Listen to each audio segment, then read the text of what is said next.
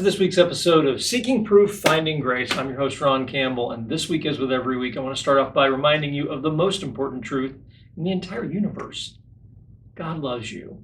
Hope you had a great Christmas, and as we get ready to start the new year, we've got one more episode here left for 2025 before we reach into 2026. I think, I haven't timed this out yet, but I'm pretty sure we're going to split this into two episodes as we wrap up this question of consciousness. So if we make good time, it might stay one. Most likely, we're going to have two episodes here as we kind of wrap this up. I ended up splitting the last episode into two parts so that we could talk about the philosophical issues around consciousness and how those philosophical issues point to the existence of a creator. And what I want to do this time is to walk through the medical issues of how consciousness points to the existence of a creator. Again, in all things, what we tend to find, when you boil all theories down, it's going to come down to one of two options. Either we are the product of a neo-Darwinian process, random mutation, natural selection. There is no guiding hand behind the universe. Everything that we see around us just simply happened.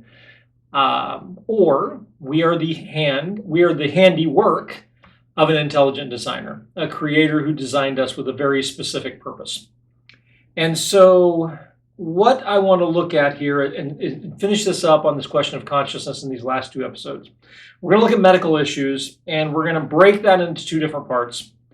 And I think we'll be able to get through about half of it on this first episode, and then we'll do the next episode, wrap up the topic, and then we're going to move on to questions of morality and how objective moral values also point us to the hand of an intelligent creator. So that's where we're at right now. Now, last time, it's been a couple weeks with the Christmas episodes in between, but last time we were quoting a great deal from a book, Dr. Michael Egnor, who is a neurosurgeon, and Denyse O'Leary. A book is called The Immortal Mind. Strongly recommend. Really good read, no matter which side of this topic you come down on.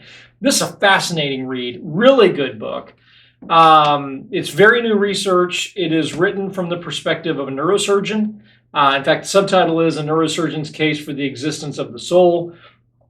And for me, a lot of the strongest part of this is not necessarily the philosophical evidence, although I do find it convincing. A lot of the strongest part of this case is made around the question of the medical evidence and what you find when we get into the medical side of things. Remember, what we looked at last time was we defined our terms. We looked at the mind, we looked at the brain, and we looked at consciousness. The brain, of course, being that gray matter between our ears. The mind really being the question of who we are. And we talked about the difference last time between the mind and the brain. And this is going to come down to a real fundamental dividing point between those who hold to a neo-Darwinian view of creation of the world around us. And they would tell you in most cases that the mind and the brain are the same thing, and that we are the product of what's going on in the gray matter between our ears.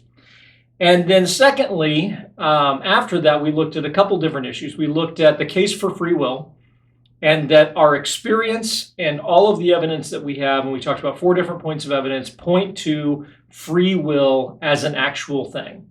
And we recognize this from every area of our lives. You know, right now is Christmas time. I'm recording this before Christmas. And so right now, as we're getting ready for Christmas, I look at some of the silly purchases that we've made and things like that. And for many things, there's nothing practical about them. There's nothing from a neo-Darwinian perspective that would drive me to buy some of the silly things that I've purchased over the last few months for friends and family and things like that. And so when I look at those kinds of things, those frivolous gifts, I kind of recognize from a neo-Darwinian standpoint, there's no reason for that. Now, some of the charitable things that we do at the holidays, you might say, well, that maybe appeals more to our herd instinct or things like that, and you might make a case for it. But I think clearly our experience tells us, and what the logic, we talked about 4 different points. What our experience and logic and scientific evidence point to is that free will is an actual thing. And if free will is a real thing and it's not just an illusion, then that's a huge problem for naturalism. Because if naturalism is true, then free will really is it's a joke. There really is no free will. And we are simply just byproducts of the evolutionary processes going on. Every decision that we make should be guided by strictly evolutionary processes. Again, that's just not true. And then finally, we looked at this question last time of if our brain was really the product of just blind evolutionary processes, why would we trust it? Well, we would never trust a computer that's just blindly been programmed by nothing. Why would we trust our minds if, in fact, our minds are just simply the product of random chance and natural mutation and, or I guess, random mutation and natural selection? So that was what we talked about last time. This time around, I want to talk about two issues on this episode. And then, like I said, I suspect we're going to shift the rest of the discussion over into the following week. I want to talk about medical issues that point to a single consciousness within us. That consciousness, and again, we defined those terms last time, but as we look at our consciousness, and as we look at this question, medical issues tend to point to a single point of consciousness, that our consciousness resides somewhere outside of the brain. We talked about this quote last time. This is talking about Wilder Penfield, and one of the things we're going to do is talk about Penfield's research in this episode. Wilder Penfield was a neurosurgeon back in the 1930s and did a great deal of research with patients as he was working on healing them and performing surgery on them. But one of Penfield's observations was this. He said, thus he concluded, and this is from Dr. Egnor's book, he said, thus he concluded that abstract thought is a function of something other than or beyond the physical brain. He came to identify the mind as the element of an individual that feels, perceives, thinks, wills, and especially reasons. Okay, so he points to those things as being separate and distinct and different from the brain. That the mind is that part of an individual, and I'll quote it again, that feels, perceives, thinks, wills, and especially reasons. And what Dr. Egnor has noted and what Dr. Penfield had noted almost a century ago is that their medical research led them to these conclusions. When both of them began, both of them were agnostic or atheists. And their worldview changed as they watched the reality of what they found with their patients. And for me, that was an incredibly convincing part of this journey. Really, reading this book was fantastic research. So I want to start off with one of the first things that Dr. Egnor talks about in here, something I had never, ever heard of before, something called split brain surgery. And it's about as unpleasant as it sounds. So in split brain surgery, the technical name is corpus calostomy. And it splits. So what is joining the two hemispheres of our brain together is a bundle of nerves called the corpus callosum. I hope I'm getting that. I hope I'm pronouncing that correctly. And in certain patients with very severe seizures, what they will see is that the seizure begins on one side of the one hemisphere of the brain and travels to the other hemisphere of the brain, and is particularly debilitating to patients. And a surgical method was pioneered a very, very long time ago in looking at this question. And that surgical method is to actually split the two hemispheres of the brain completely separate from each other. And what it stops are those seizures from traveling from one side to the other, and actually has tremendous benefits for the patients. Now, obviously it's risky. Obviously there's a lot of, this is not something that you just do, lightheartedly. It's something that you only do in very specific situations. And so in looking at that, one of the questions that came up in Dr. Egnor's research was, and in his practice, well, if you split the brain, both hemispheres of the brain, into two completely separate functioning items, and if the brain is just simply, if the mind is just simply the brain and you split the brain in two, what effect would that have on consciousness? What effect would that have on the person, on their being? Consciousness, remember from last time, we defined consciousness. There were a couple of different quotes that we used to help define this. I like the one from Lee Strobel's The Case for a Creator, interviewing JP Moreland. Said, a simple definition is that consciousness is what you're aware of when you introspect, when you think, when you reflect. When you pay attention to what's going on inside of you, that's consciousness. Webster's dictionary defined consciousness as a quality or state of being aware, especially of something within oneself. The state of fact or of being conscious of an external object, state, or fact. The state of being characterized by sensation, emotion, volition, and thought. So it's that abstract part of us. It's that part of us that really can think outside of the box. It's our consciousness. The question that came up in these split brain surgeries was, if you split the brain in two, what impact does that have on consciousness? Because consciousness, if it's found on one side of the brain or the other, it's clearly going to have an enormous impact on that. Or if consciousness is divided amongst the two hemispheres, when you split the brain in two, logic would tell you you would generate two potential consciousnesses in one person. That person would have split consciousness. And what do you get when that happens? And this was interesting. This was what they said. Dr. Egnor's book, he said, this surgery, split brain surgery, led to truly remarkable neuroscience research in the 20th century.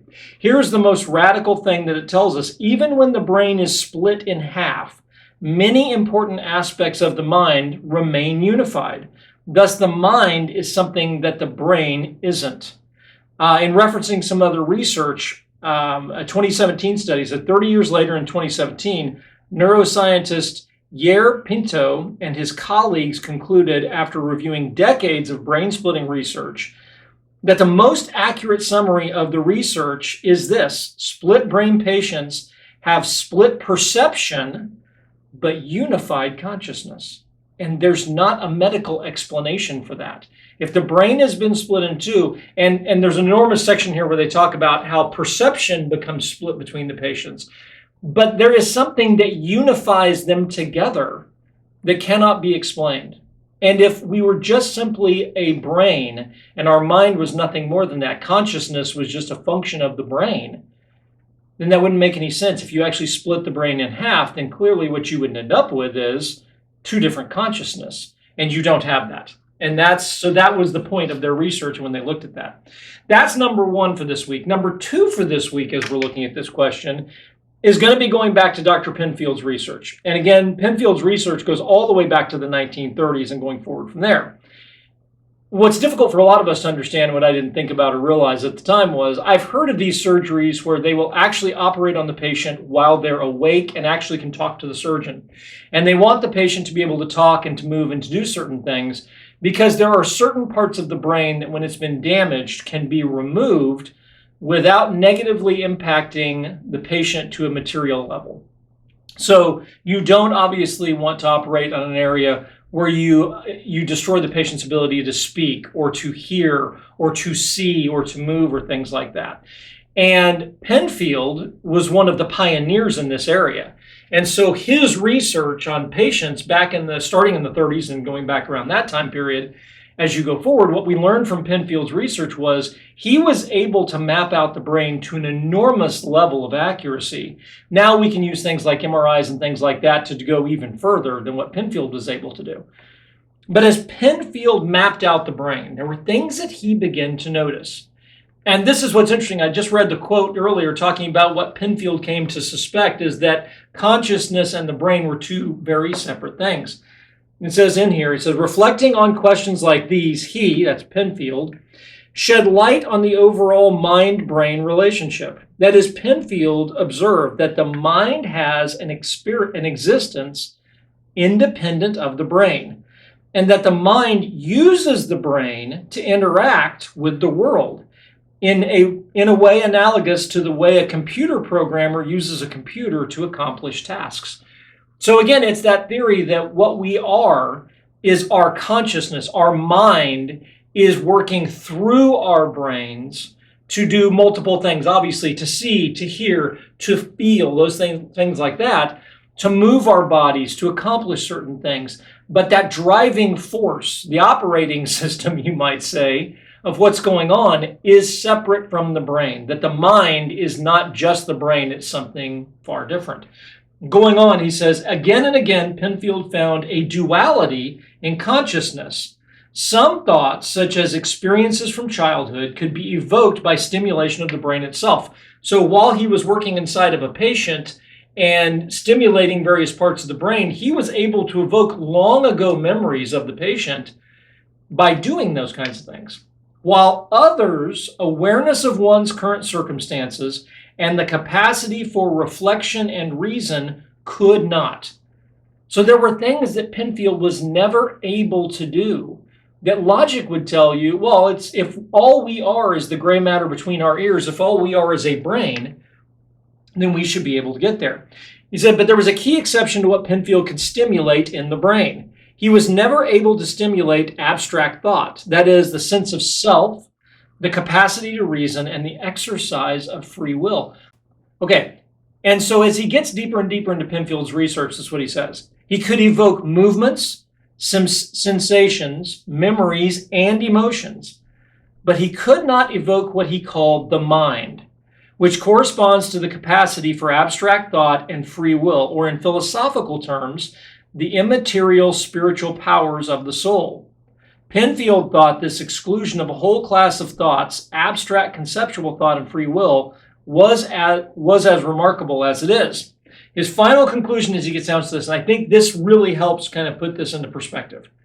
For example, when I write a mathematical equation on a piece of paper, and this is Dr. Egnor, this is not quoting from Penfield, this is just Dr. Egnor. So for example, when I write a mathematical equation on a piece of paper, the area of my brain that generates the movement of my right hand can be located to a millimeter accuracy on the precentral gyrus of my left frontal lobe. So we can identify which portion of the left frontal lobe is causing your right hand to write out a mathematical equation. That makes perfect sense. And that goes along the path of saying, well, then again, what's between our ears is all that we are. But here's the problem with that, and this is the next quote that really shows the issue. But my understanding of the equation cannot be localized at all. So we can get to the place of localizing and figuring out how your brain, how your mind is interacting with the body to make the body move and do things like that. But what we can't find between your ears and that gray matter of the brain, we can't find the mind. We can't find the part that understands what the mathematical equation means. We can't find the part that's using logic or reason to apply it and put it in place. We can see the effects later as it goes through, but there's a difference between the two. So what Penfield found in his research, and what Dr. Egnor is referring to here in the book, is that there's a difference between the two, that there is an enormous difference between the two. And we should, if it's all just part of what's going on between our ears, if our brain and our mind are the same thing, then we should be able to find that and observe it, and we simply can't. And the most important parts of us don't seem to be located anywhere in the brain. They are a part of the mind that appears to be wholly separate from the body. And that is probably a good place to stop this week. And we'll jump into our next episode here, and we'll finish this topic off looking at a couple of other things, some of the most fascinating. Severe injuries, patients who have suffered severe brain injuries, and then looking at this question of near-death experiences. And what we will see in those cases as we wrap up this journey through consciousness is that they very clearly point to a difference between the mind and the brain, and they very clearly also point to the existence of a creator. So, thank you so much for joining us this week. I hope you enjoyed the episode. If you did, I hope you'll consider hitting the like button for the episode and the subscribe button for the podcast. If you're on iTunes or Spotify, I hope you'll consider following us there. You can reach out to us, as always, via email at proof2grace@yahoo.com. You can find helpful information on our website at proof2grace.com. And I hope to see you next time. Thank you so much for joining us, and we'll see you in 2026. Bye-bye.